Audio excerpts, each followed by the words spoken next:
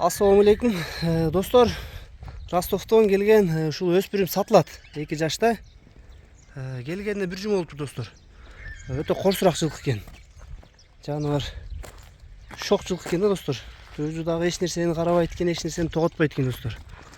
Карагыла, кабак башты дагы сейрип бүтүптүр сыртын. Жаныбар.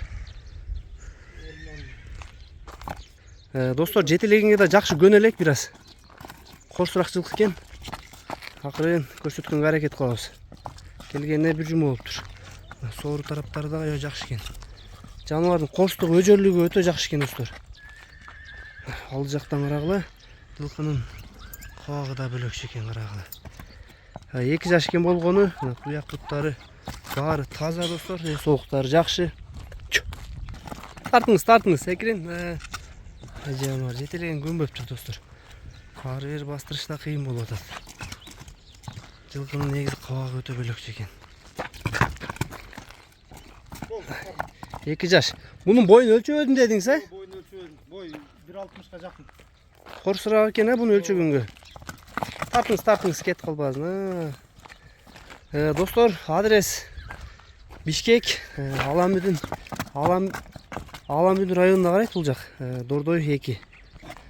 Базы достор $2900 коюлат. Көпчүлүккө түшүнүктүү болуш үчүн долларга айтып койдук.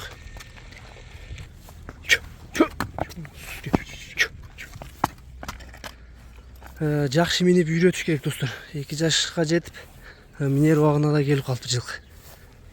Жаныбар өтө көк бет жылкы экен. Буттары таза бирок достор, эч бир жеринде шишик жок. Буттарынан сыйрып алган, айырып алган жерлери деле жок. Болгон ушу бир аз мына сырт жактардан сыйрыптыр да. Достор, видеону ушу менен жыйынтыктайлы. Бир аз жылкы да азыраак жылкы экен.